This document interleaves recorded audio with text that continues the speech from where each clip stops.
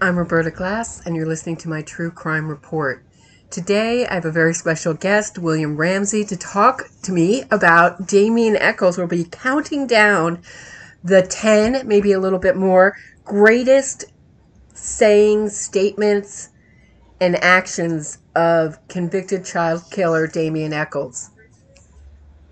Welcome, William Ramsey. Thanks for having me. Great to be with you again.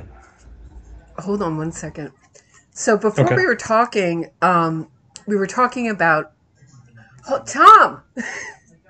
Thank you. It's my boyfriend playing this show in the other room. It's like echoing my ear. So right before we started, George Powell, a darling of the Innocence Project, Texas Innocence Project, he was given release he was in prison for a robbery, and there was he was featured in a Netflix show, and he got released, and while he was out, he got a DUI and a meth conviction and is now back in prison. And that was a project of Bob Ruff's. Why am I not surprised? Right. So, I mean, it's just... and he's still doing, I think he has 2 GoFundMes, so. Well, that seems to be the de rigueur, default is get out and then get the GoFundMe, headed up with a lot of sob stories. Right. So, all right, I have mine 10 written down. So I guess I'll start. Can I start with one? Okay. Or do you want to start? Do you want to do a countdown, or are we going to start with the top? I think I don't have any particular order. Do you have an order? I have to admit I do. I think I have ones that become more relevant. Number 1 is much more relevant to understanding the case in my list than 10. Uh-huh. Okay. I don't mind. We can. Okay. So, all right. Then I'll start with my sort of more benign ones. At the press conference, they asked him if it was hard to take a deal where he would be a convicted child killer. So basically, it's taking a guilty plea, and they asked him if it was hard, and he was like, "No, it wasn't hard. I didn't think about it for very long." So, being a convicted child killer, that wasn't a hard choice for him. Wow. Yeah. It's unbelievable. That would be a hard choice for me. Wouldn't you think that would be the hard choice for anybody? Yeah. They said, "Did you think about it for a long?" Not really. Yeah. It's just so crazy. And I noticed how I watched that press conference again, and how often the lawyers interrupt them and speak for them. It's very interesting. I didn't notice that, but yeah, what was that? August 2011, right? Mm-hmm. That one? Yeah. Mm-hmm. Yeah. Lots of hugging and kissing, and I think that didn't Echols have a herpes sore on his lip? It was Spinal Tap or something like that. Yeah. Something he shares with Amanda Knox. Oh, yeah. So what do you have? That was one of my runners up. Okay. I'll start off with number 10. This is from his in jail writings. Quote, "No more. Everyone will pay because everyone is too stupid to open their eyes. This is the final times, and I am the new Messiah. Wake up and smell the crud, faggot. Blank. I don't care whether you are saved or not. Everyone pays the price." Unquote. And that was from when he was in jail or prison, waiting trial? Correct. So that's in his own hand. A lot of these that I'm going to share are in his own handwritings or his own admissions, his own statements. So I think you are too, right? But that's actually in the court files in his own writings. So. Okay. So I tried to pick more obscure ones. Okay. He called Genesis Peorage. So can you just talk a little bit about who he just died recently, who he was? Right. He was from England. He started really his own kind of occult group called the Temple of Psychic Youth, but he was also in a band called Throbbing Gristle. There was a number of bands, but they were kind of really at the beginning of what would be called acid house or industrial music, a lot of electronic music, a lot of, drugs were usually involved and all that stuff. But he was actually fled England. He was called the Wrecker of Civilization. I covered him in Children of the Beast. But he was, it gets really grotesque. End of his life, he married a dominatrix and had all this plastic surgery to look like each other. They thought, right? he was really one of the first gender bender types. Like I thought he was some kind of pan-gender type person. I think he called it the pandrogyne. Mm-hmm. Something that actually Crowley talked about describing, the devil was a pandrogyne, where you're not gender oriented. But he changed himself. His ideas are just very bizarre. If you watch his interview, Genesis P-Orge's interview with MoMA, at MoMA in New York, he's saying, why can't we inject the genes of the bear and hibernate? Humans hibernate for 6 months. Very strange, yeah. Yeah, very weird, very weird. And he was ahead of his time. He referred to himself as we. Right. New pronouns, right? Yeah, special pronouns. So when Damien Echols referred to Genesis P-Orge as his mother figure. Oh, I never heard that. Where's that reference from? I can't remember, but it's stuck in my brain. Yeah, that's interesting. They were in a movie together. For people who don't know, it's called IRL, and Echols is holding a shotgun, and Orage is dressed up in some kind of weird thing with like a grill, like fake metal teeth, and looking very odd. Yeah, there's one very creepy article about Genesis P-Orge, and if I can find it, I'll put it in the top of the chat after this is over, so people can read what he was all about. But his associate was Peter Christopherson, who I covered in great detail in my my film about the Smiley Face Killers. He was a very strange guy, like Crowley had Crowley pictures, and all the kind of ugly stuff these guys did. But he was in this band Throbbing Gristle with Genesis P-Orge. Yeah, very. But Peter Christopherson person. Yes. Very dangerous. Yeah. Very, very. And never went back to the UK, as far as I know. Never went back to the UK. When he fled right to Timothy Leary's archivist, whose name was Horowitz, and his daughter is Winona Ryder. So he was in that circle. So Leary, his archivist is Horowitz, or goes there. Yeah. Mm-hmm. Interesting people. Interesting circle of friends. Okay, so we have we're at 2 or 3? So you've done 2, I've done 1. Okay. I'm going to go back to the court records. This is another of his writing. Quote, Halloween gets closer every day. I'm outgrowing my skin. My hands and feet are changing. I am the Christ. Realize what is happening before it's too late. That's amazing. Oh, boy. That's 2. I haven't even gotten to the Kool-Aid quote yet. What? I haven't even gotten to the Kool-Aid quote yet. Okay. Oh, I'm sorry. Go ahead. That's all right. No, you want me to throw in another one? On. Yeah. Okay. This is another quote. My body is changing, but that medicine is making it happen a lot more slowly than normal. I'm outgrowing my skin. I'm eating packs of sugar and Kool-Aid to give my body the extra energy it needs to make its change. Soon people will be able to know I am the Christ just by looking at me. Unquote. Oh my God. Mine is when he said that they didn't call any witnesses because they were all so ridiculous, that the state's case was so ridiculous that his defense attorney didn't want to bother. Wow. Yeah, I mean, it's when you look at all these things, like, how can people believe this? Come on. I mean, we haven't even gotten started yet. We're just starting. That's true. Okay, you're next. Houston. I'm next. Okay. This is the love letter to his wife. Quote, you needed it, sweetest of the monkeys. ... I'm holding you close, little monkey skins. Unquote. If someone wrote that to me, I would run the other way so fast, William Ramsey. I would think so. It's like a serial killer letter or something. I would ghost that person so fast. Oh my God. So strange.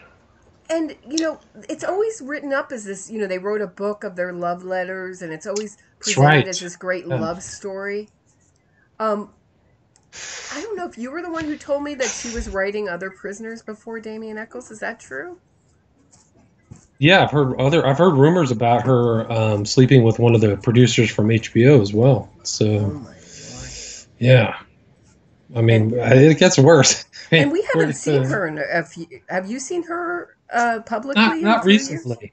Not recently. I think she's still around though. I think it seems like he's kind of more than happy being in the spotlight. That's for sure. I don't know where she is. Right, and we were just talking before we started about that he added a sort of a third woman to their marriage. She was like very young, tattooed woman, and that didn't last long, right? Yeah, I haven't seen her around. She was pictures. There were pictures of her for a little bit. She seemed like there, but I don't know what happened to her. I'm trying to remember her name. I saw a picture of her earlier today when I was going through my research. Yours are so good that I don't know. Mine really pale in comparison. Ramsey. Well, I've had the misfortune of reading a lot of this stuff into detail, like High Magic and some of his other books. So okay, so you go ahead. So you want to go ahead. You want to do a High Magic one? Okay, yeah, this is from High Magic: A Guide to Spiritual Practices That Saved My Life on Death Row, page 213.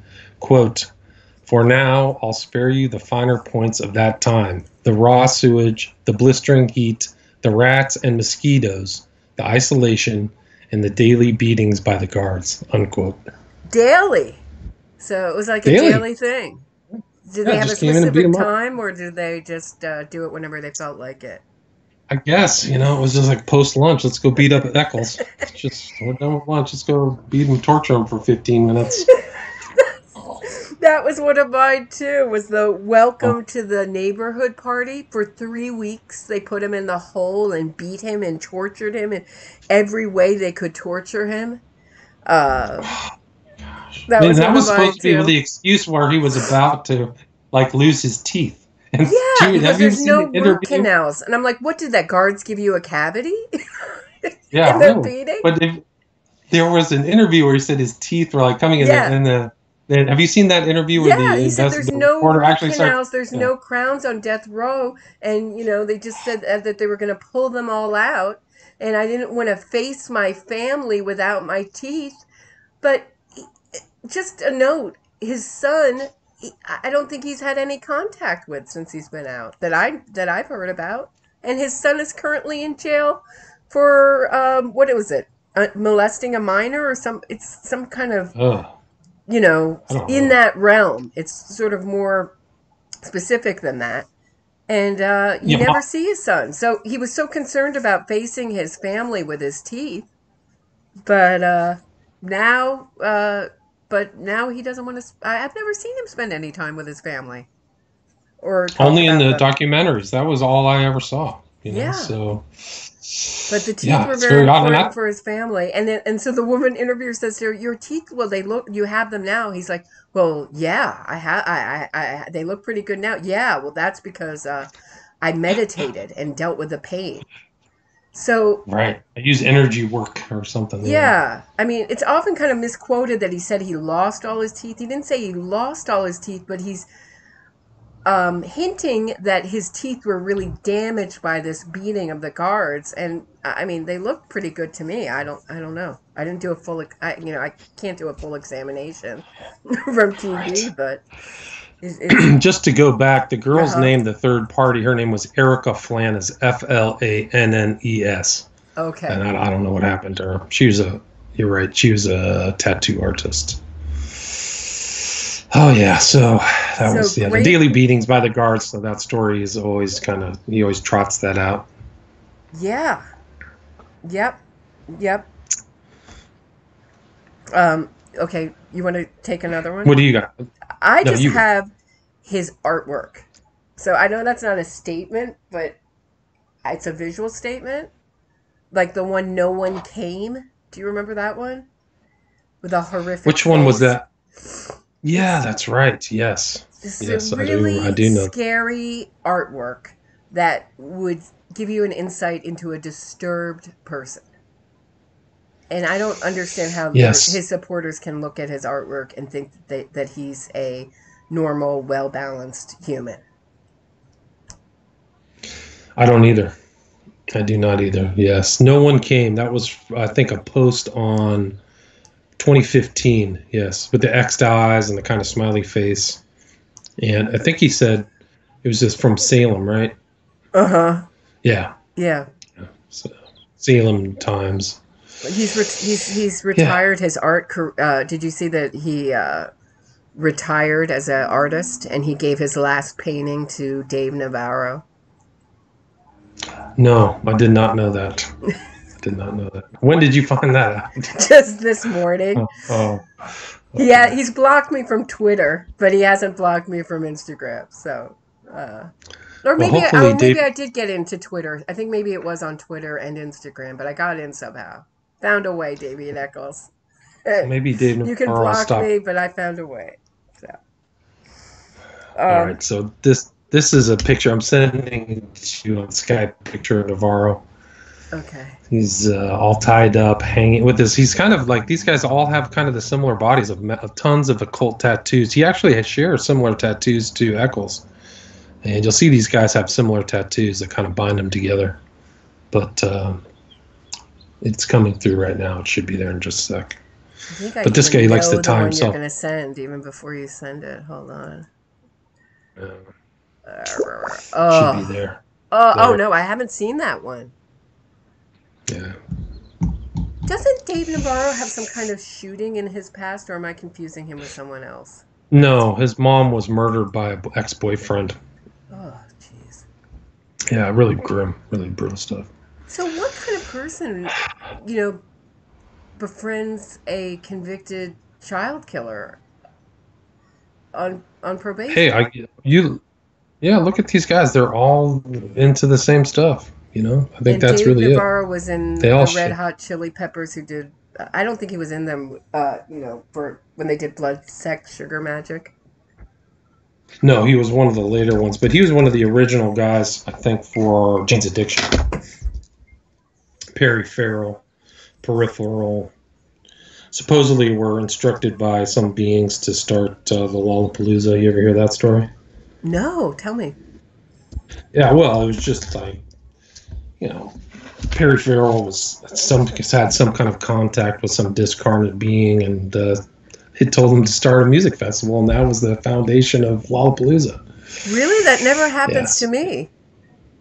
never happened to me either. So that happens to these guys. Yeah, because I was reading through Eccles' old stuff. You ever remember his story about Rosie? Remember the Rosie Yes, story? yes. Where Can it you tell licked his that? hand and took him on. Well, just as part of these writings, like I quoted these writings, but some of the earlier writings, and it's in my book Abomination, is this being would come to Eccles and tell him things and get ready for Halloween and things are going to happen and it's not important for you to know right now, and take him on these like strange midnight rides on a horse. It's almost like Muhammad too. Like they had this weird late night horse rides with this this other being, and he said it wasn't real, and then that they came to him in bed and licked his hand. Said, "Do you not think I'm real?" So it was pretty intense, pretty scary. Red That's Wood. not the only story of Eccles, because he also said in the Exhibit 500, he said he had a dead woman, was a spirit in his body. It made him stronger. Oh, yeah. Isn't Yeah. it interesting that Rosie is also interested in Halloween, just like Damien Echols? Yeah, no, for sure. Yeah, no, but it's like this weird kind of visionary, things that are laden with tons of meaning in the future. It's really strange writing. Yeah. Okay. All right. Who's next? Are you next or me? Um, I have his Arkansas rally in 2017 where he appeared with Johnny Depp, who was so wasted um uh human uh beyond human belief. And he said the local politicians tried to execute me. Even when DNA came out that excluded me, they still tried to execute me. Wow. That's a tough one, man. That's just a bunch of baloney. And also, in the next breath, he says that the people that he met on death row were the most compassionate, amazing human beings, and much more incredible, like amazing human beings and much better human beings than the people trying to kill him. Wow. Yeah. I'll counter that with the Jody Medford statement, where she said he told her, quote, "I killed the 3 little boys, and before I turn myself in, I'm going to kill 2 more, and I already have 1 picked out," unquote. Amazing. Yeah.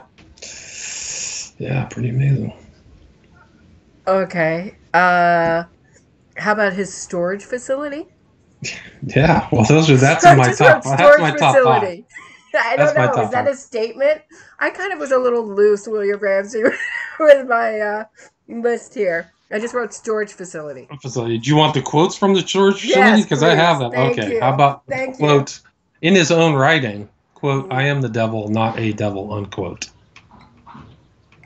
Incredible. So that's sometime, I don't know when he wrote that, but I guess I'm assuming it was sometime he was in jail. And then the other one is, well, we don't have the photographic evidence because Horn, the guy who bought the storage locker, sent it back to Echols and his wife. Mm-hmm. But this is, this is a tough one. But quote: "My adoring slave is this very moment in the bedroom, tied face down on the bed. I can hear her trying to call out to me, even through the bright red ball gag in her mouth." Oh, and weren't there pictures, yes, pornographic pictures in there? Yeah, I think the Horn said that they were S&M pictures of her. Then he sent them back to Echols. Oh. Right, which also brought me up in my research that picture of Echols that he sent out that to some other girl where he wanted to tie her up to. Do you remember that story? Did you ever see that picture? I think I sent. Yeah.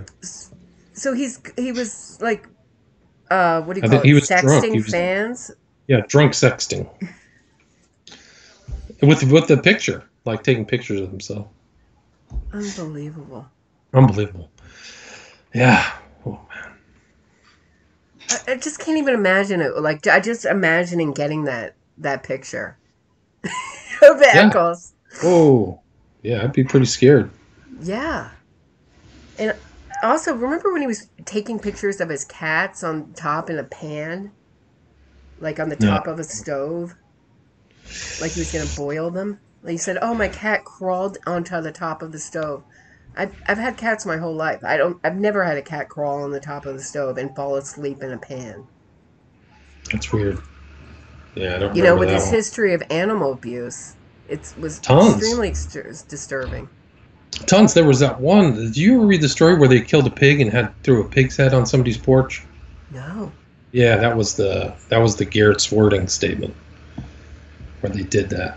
And they were I mean, the story that I know he retracted in one of Miss Kelly's confession was that they were eating dogs, right? Killing and eating dogs. Yeah. And wasn't Baldwin caught trying to steal a neighbor's dog? Yeah. There was a story about that. Yes. I mean, these are not, these are not normal. These are really out there, scary kids now, adults. Yeah, it's pretty incredible. Let's see. Damien Echols is bisexual. Become a god. He wanted date. It said Garrett Swarding stated the demon that had possessed Damien Echols must kill 9 people before it could become a god. Oh and Damien Echols, Swarding began to tell me about Damien Echols having a demon inside of him that was placed there by a man called Lucifer. It's kind of mysterious figure. But let's see.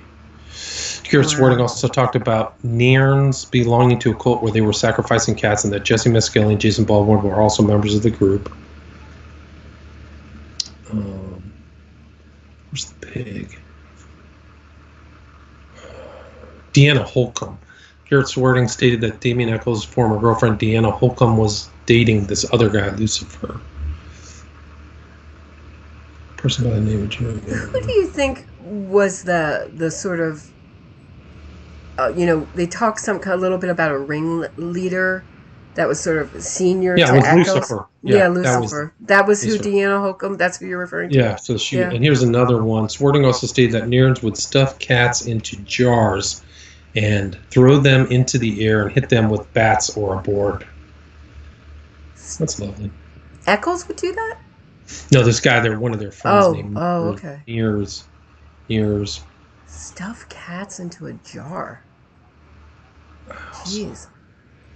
Huh. I can't find the pig statement. Shoot. I don't know where it is. Anyway. Speaking of statements, I got a great comment today, which I think typifies a supporter. Or last night. Hold on one second. Let me get my comments. Pull it up. Okay. If you need proof, please listen to the confession. She's talking about Jesse Miss Kelly's first confession. Singular confession. Yeah, just one. Not the 6 or 6 plus. Okay. He was Damien had nothing to do with a cult. He was no different than the idiot they brought in that claimed to be an expert on cults. He had to read the books and learn the cult's backgrounds and investigate and learn. Damien was educating himself, not trying to be a witch. He just accidentally fell into it, I guess, William Ramsey. Right. It was his own, Even though his own statements are that he liked Wicca and that he found something about magic in the back of a book. I mean, all these statements of high magic just reveal him to have knowledge. And that's one of my top 10 was one of them, which is, quote, lastly, by no means did I invent magic. I walk in the footsteps of some of the greatest magicians in history. Israel Regardie, Aleister Crowley, and people I don't really know, John Michael Greer, Donald Michael Craig, Dorothy Morrison, Silver Ravenwolf, and Stephen Mace. I mean, these are in his own handwriting. That's high magic again. So, the Crowley just is constantly being popped up. Right, and even non-supporters were really shied away from saying that the occult had anything to do with this crime for years. And still some of them do, Well, that's interesting that you bring that up because when I first published, like a lot of the people who believed that they committed the crime thought I was coming way out of left field. Like, why are you talking about this? Why are you even talking about the occult? Haven't we already compartmentalized that and nullified that as something important in the story of this case? And I was like, it's the core of the case. What are you talking about? So it's the core of his life. And even when Damien Echols came out and wrote an essay and said, I was persecuted for my love and knowledge of Crowley, and he lied about it on the stand. So you don't lie about something that's not important under oath, right? I'm glad you said that. That was my number one quote from his own handwritten article in Vice under his own name, 2015. Quote, some of the most damning evidence brought against me during the trial was my love of knowledge of Crowley. And you unpack that one sentence. There's so much there that is like if there was another court case, this would just be something that they should repeat over because he's admitting it's damning evidence. Mm-hmm. This is his own writing. This is his own admission. Right. Was my love of knowledge of Crowley, which people said wasn't there, but on the stand, Price, the prosecutor, had a copy of Crowley's Magic and Theory Practice. Mm-hmm. And there's just tons of denials, but you can't deny if you write it in your own hand in a Vice article in 2015. Mm-hmm. So. See, and I just got another comment. To be fair, this is someone who thinks they're guilty. The prosecutor should not have put that occult expert up there. As someone who's dabbled in the occult, I can confirm their expert was a quack. The prosecution had a solid case. This case would have never been overturned. Well, it wasn't. If not for the ammunition provided from the manufactured portions of their case, such as the ridiculous insinuations that Aleister Crowley promoted eating children or other nonsense. Can you speak to that? Well, I mean, that's laden with so much ignorance. I mean, it'd probably take a whole another hour interview. But Crowley himself in Magic and Theory and Practice talked about sacrifice of energy. Human sacrifice is the best, is a direct quote. For people who are interested, I just put out a movie about Crowley on Vimeo that really covers Crowley in detail and covers all these specifics of him talking about human sacrifice. Mm-hmm. So it's all there. Not whether people believe it or not. That's another thing. But the whole story, I mean, the guy himself who they put on the stand at that time was one of the people who was an ex-cop who, I can't remember his name offhand. Griffiths? Griffiths, yeah. So he, that was what they had, and even Echols on the stand, and this flies in the face of that person's comment, is they asked him if he knew stuff about the occult. He said, "I know everything about it." At 18, which is a response to the prosecutor. Yeah. So, a lot of people cannot analyze not only this case but just reality, factually based. Look at the thing in facts that actually happened. Okay. So that's why they write stuff. I mean, that's why I think somebody writes like that. Like, oh, they had a solid case. They really didn't. The prosecutors really didn't have a solid case. I don't think the case was that solid. They had a lot of first-hand witnesses, people who placed Echols at the scene, but I don't think the cases were that great. But the defenses weren't great either, right? Because Baldwin didn't have an alibi, and Echols and Miss Kelly's alibis, basically fell apart on the stand. Yeah, right? Wrestling alibi and the phone call alibi. And you can see in Paradise Lost, Baldwin's lawyer is saying to him, "See, we didn't put anyone up on the stand to give you an alibi, so they couldn't tear our case down." Right. Yeah. So, I think, there's a lot of post-conviction facts that inform what happened leading up to the crime and the trials. There's tons of stuff that they've talked about that, including the post-conviction admissions or confessions by by Miss Kelly. But there's a lot of what he's written, Echols has written, is evidence against him. Right. If they're, in the future.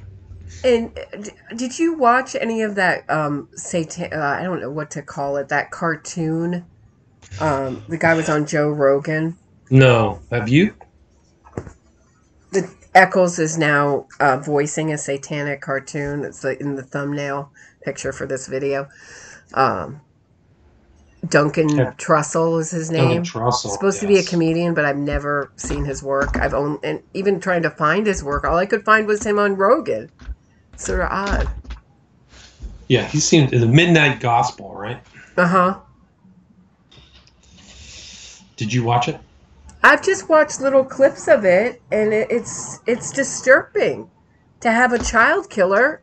I mean, if John Wayne Gacy voiced Bambi or something, some cartoon, or even a cartoon meant for adults, it would be.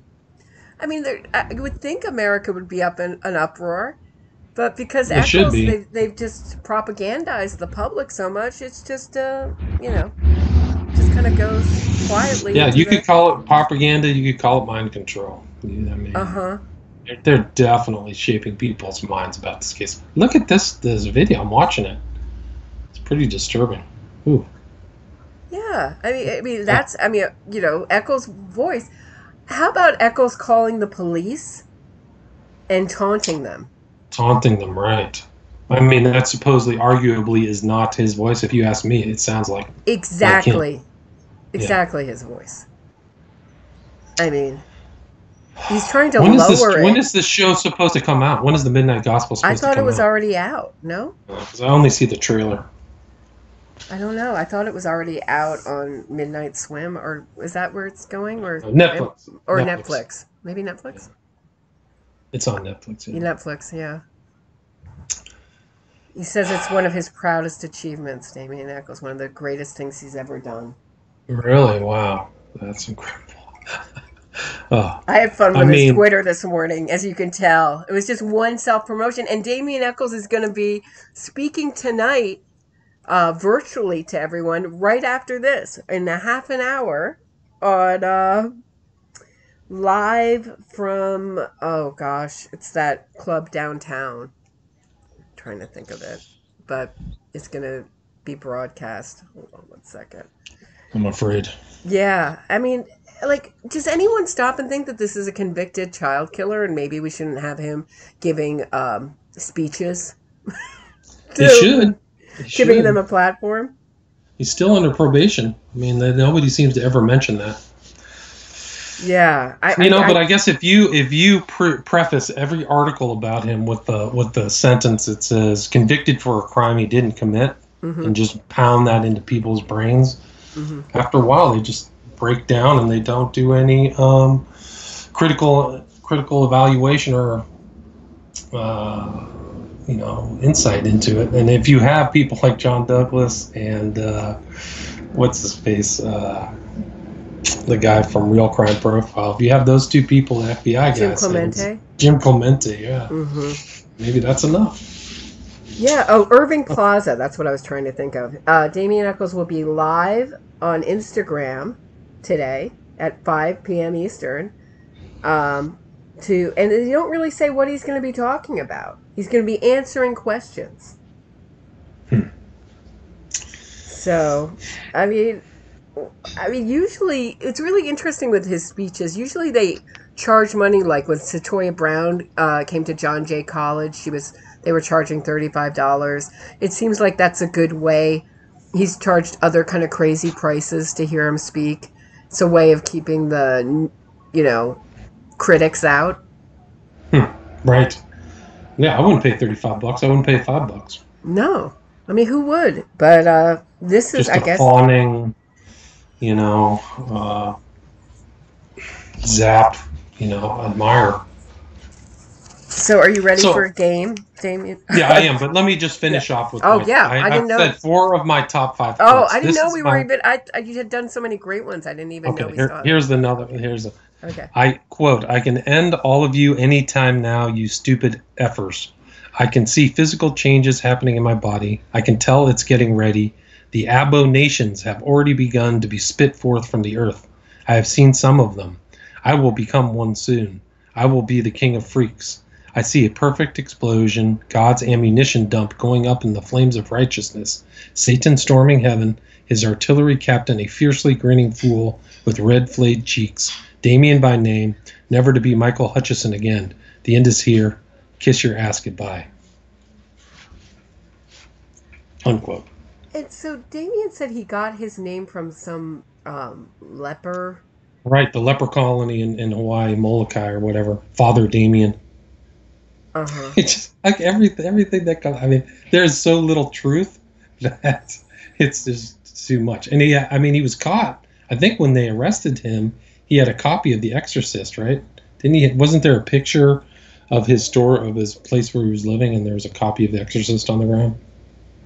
Oh, wow. Did you ever hear that? Yeah. Yeah, and I was looking at all the history. Can you talk a little bit about the history with Michael Blatty and Damien Echols? That was Salem. Right, so he got out of jail and went to Salem. I think he was saying that he felt comfortable there, and that was the witch trials. And Michael Blatty, who is the son of Peter Blatty, who wrote The Exorcist, was living at Salem at the time and said, "Hey, guys, you have a convicted child killer living in town." And it really started this kind of firestorm, and there was I think it was called Patch, which was the local city kind of message board. And I was following that still and kind of tinkering around, but Mike Blatty was just hammering away at all the court. He actually started reading the court cases. He actually has the facility to sit down and kind of go through that stuff. And he's like, "Hey, there's real problems here, guys." And then all of these other kind of occult-oriented people came out in defense of Echols. One guy was like a known warlock in town, and it was all very strange. But I tried to save a lot of that information, but I was definitely watching that, and that's kind of what led me to start talking to Mike Blatty and really just chatting with him through that kind of similar, outlook. And and then Echols left and went to New York City. So he was there for a while. My understanding is I think he tried to set up a business without a proper license, something like that. But yeah, it's crazy, and he left so quickly. Yeah. Yeah, I don't think he was there for very long, but it may not have been what he expected. What it was. I don't know. And why do you think it is that every major publication, every all the major news networks, every big sort of media outlet only produces things about their innocence? It's a great question. It's almost uniform. Even NPR, even Goodman, The View, Piers Morgan, all these places they've been on. They went on. He and his wife went on that kind of publicity tour on the talk radio. I mean, the morning talk show circuit, and everybody just nobody asked any real questions. Well, The View was the closest, I think. Closest, yeah. To asking a critical question, I think, just out of confusion. Yeah, like they didn't get it. Like, how did this person get on here? That's kind of like Judge Janine, I think, and then there was another woman who said, "Well, if you didn't do it, who did?" I think she asked that. And I think it, yeah. So she actually was kind of baffled. I think that question, you're right. It came out of some kind of bafflement, but yeah, it's really. Do you think that they picked the stepfathers to continue to torture them as blame the murders on them? I don't know. I mean, do you think that they? Yeah, there might have been some bad blood you don't even see. I think that Byers definitely was talking a lot of, making some pretty heated statements. So maybe that's why they blamed him first. Mm-hmm. I don't know. Yeah, I don't know. In the recent episode I did with Meredith, she was saying, she made a really good point, and I hadn't fully considered before, which was that if you really want to live a kind of easier life, it's much easier to just, go alone, and not have these crazy supporters harass you endlessly. I mean, Terry Hobbs has been put through hell. It wasn't that easy for me when I published my book. I've still got people one-starring books on Amazon. I've got all these high-level occultists following me, harassing me. So it's whatever. You can see why people just don't want to go through that hassle. And I think there's a lot of elements going on, social conformity and other elements as to why people just don't want to ask too many hard questions. I mean, do you think you could get a critical if you submit it? I don't know how you get a critical article published about them. In any? I don't know. Not in any major paper. No, I don't think so. But there's critical articles out there on the internet. Other people have kind of come around. People who aren't even in the kind of circles of West Memphis 3 facts or anything like that. There's still people who are going, "Hey, there's real problems here, guys." But it really makes you think about some kind of uniform kind of propaganda message that gets sent. I mean, the New York Times, the Guardian, Rolling Stone, Spin, Vice. I mean, any major media outlet has all supported the West Memphis 3. Do you think that his PR agent has something to do with that, about shaping the narrative and getting that narrative out there? I mean, if you have a specialist who that's their lifestyle, they know the contacts with the major media. That's true.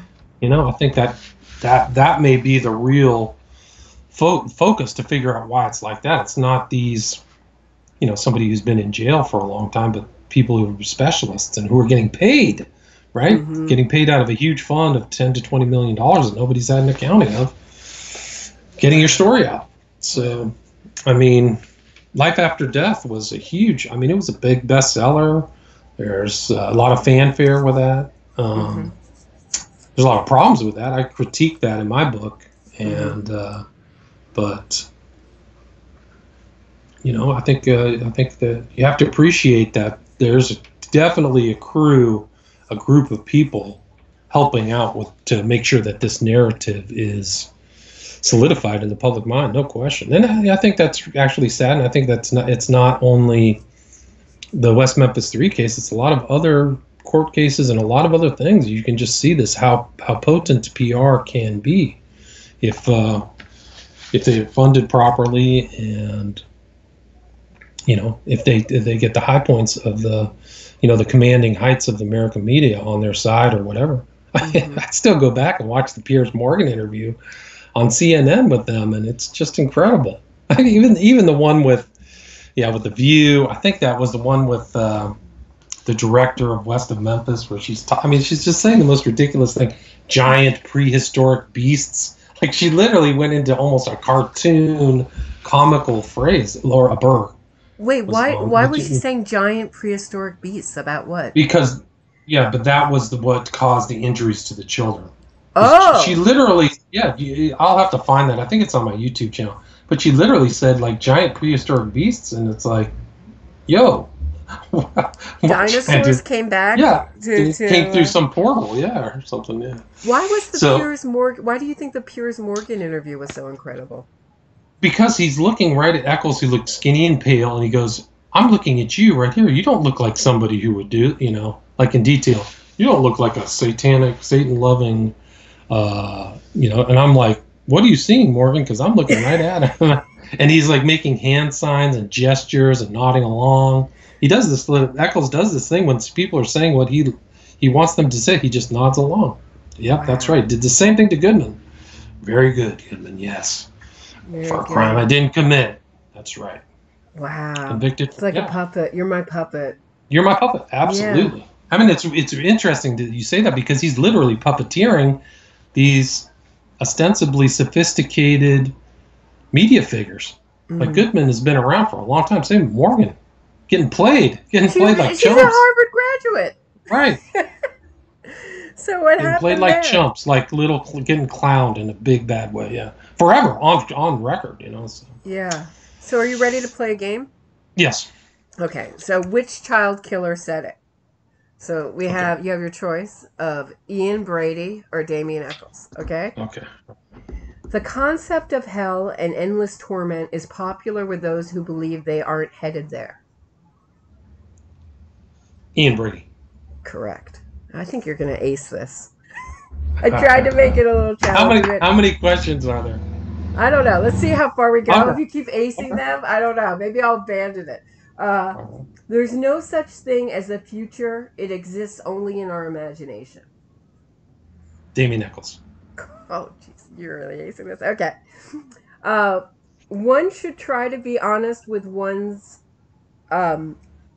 oneself almost as a daily devotion. Damien Echols. No. Brady. Wow. Okay. Two and one. Well, at least we made it a little interesting. Okay. Good laws left to the interpretation of evil men are no longer good.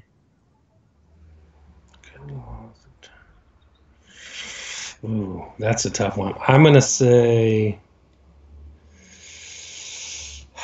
That's a tough one. I'm going to say Ian Brady. Correct. Okay. So I think you're still doing pretty well. Yeah. If you are going to survive in prison, in there, you have to focus on something besides the misery of the situation. Damien Echols. Correct. Okay. Should I just... Yeah. However many you want. I'm at 80% now, so at least, if I hit one more, that'll put me... I was a horrendous student as a child. Ooh. That could be both of them. I'm going to say Ian Brady. That's Echols. Echols. At least you're making it interesting. I'm trying. Okay. And you're welcome to play at home, too. In a captive environment, paranoia is unavoidable. Only the prison authorities call it paranoia. Prisoners call it sensible precautions. That sounds like Ian Brady to me. Correct. Okay. I can't stand feeble, robotic psychiatrists. Feeble, robotic psychiatrists. Ooh. This is tough. Echols? That's Brady. Brady. They're close though, right? I had originally wanted really to do similar. This game with John Wayne Gacy, and it was just too obvious, But Ian Brady is very similar to Damien Echols, in my view. Most people who spew hatred aren't very intelligent or motivated. Echols. Correct. Okay, this is the last one. Hope is about something you want, but you think there might not be a chance. I'll try Echols. Yeah, correct. You did really well. You know your Echols. That I don't know much about Brady, to be honest with you. But I know about the crimes and stuff, but I don't know a lot of details. But Echols, the axioms, he always is trying to talk in those little snippets of New Age wisdom. So there's something about that comes across in those statements. It's like very scripted. He's a teacher. Yes. Yeah, and he's telling everyone how to be good people, and he's the greatest person, and everything done to him was terrible, and everyone who wanted him killed was awful humans, ambitious, horrible prosecutors. The sameness of his language is very interesting. Yeah, no, it does. Those were hard questions. It was hard for me to tell them apart, but yeah. Very strange. I mean, if you look, Ian Brady committed the crime with Mira Henley. Echols committed the crime with Miss Kelly and Baldwin. And they were both very obsessive people, megalomaniac. I mean, Brady's dead now. Damien Echols still alive. Megalomaniac type people.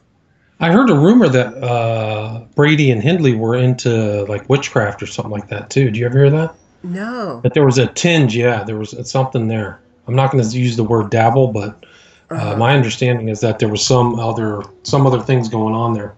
Well, they were very into the Nazis, so and wasn't Hitler into the cult? Absolutely. Oh, 100%. Oh, yeah. Astrology, mythology. I was told that he had a book of, I think it was Isis Unveiled by Blavatsky by his bed. That was where they got the idea of the Aryan. The Aryan race is at the top of her 7 root races in at least one of the things. So that's where the Aryan comes from. So, yeah, and the swastika was also a big thing through Blavatsky as well. So part of, because all of her like secret masters were from Tibet or something like that. That's where the original. I can't remember the mythology, but yeah, he was definitely not a Christian. The Nazis were headed towards, and their internal doctrines were to actually outlaw Christianity at a certain point. They just never got around to doing it. They're all pagan occultists. Yeah. So I'm going to read a few comments. Crowley's Happy Jack says Crowley's own autobiography tells how he tortured a cat as an experiment. Can you talk about that a little bit? Yeah, so he just did it in the end. He said he did it in the interest of pure science. He took a cat and tortured it 9 different times, killed it 9 different ways to see if it would resurrect itself, and it didn't. So he basically, I think his summation of that little snippet was, I did it in the interest of pure science. And he also said other very callous, cruel things. There's another snippet from Confessions, which is his autobiography, where he talks about sending this whole family up a very difficult mountaineering climb, and they all died. And then the wife came to pick up the remains of the bodies, and all she got in the remains was 1 bag of like body parts. And he kind of laughed at that. He thought it was funny. So I guess it's on the topic of the occult. Why do people associate transhumanism with the occult as sort of an occult? That's a good question. I think it's something about like the double nature of Lucifer is supposed to be like Pandragine, Crowley talked about Pandragine, and so did Genesis P. Word. So I think that you're like that transhumanism that added, changing it. Whereas I think that would be in the contradiction to, how God created man and woman. So you just, comfortable in your gender. And so I think that, and also, the increase the occult ideas of always trying to increase in power and things like that. That would be my so you're like your own God. You're creating, you're furthering humanity by using science and technology and creating sort of this other thing. Like, I'm just thinking about robots, female, this whole, what do you call them? Intelligent robots? I know there's a word. No, I know what you're talking about. Like, something Epstein was working on it. Didn't he finance like the next generation of The Yeah. Deprogrammer channel has done a fantastic work on looking at kind of the misogyny of it and the men who are interested in it. And there are always female robots that they want Right. to, Well, you why know. isn't a woman creating the ideal male robot? Well, I guess men think they're perfect. I don't know. I don't No, know. I think it's interesting. It's Yeah. always the stepper wife or whatever, right? Right. The man is trying Yeah. to create a stepper. Have you seen the Sophia robot at all?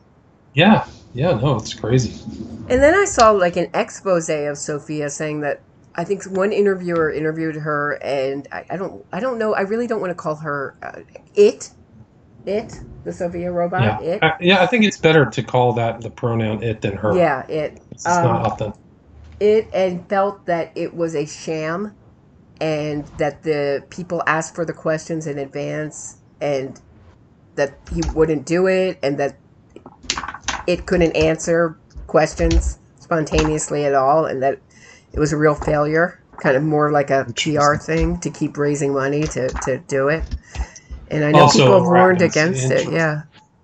Well, that guy, I mean, you want to talk about the Joe Rogan nexus, is that he has all these guys on his show that are affiliated with the Midnight Cartoon or whatever. Like he has, it's a Diaz, I think, and Trussell and all these other dudes. And then he also had tons of people on there who associated with Epstein and all of Epstein's financing for Sophia and stuff like that. All these guys, Pinter and Krause, these kind of neo shamans, these neo-technical shamans are all over Rogan's show. It's incredible. Wow. Yeah. I got to wrap this up. Me too. Okay. I mean, I've come to the end of what I. Thank you so much for doing this. I really appreciate it. It it just gives another angle to kind of look at all the craziness that's associated with this case. It's still ongoing.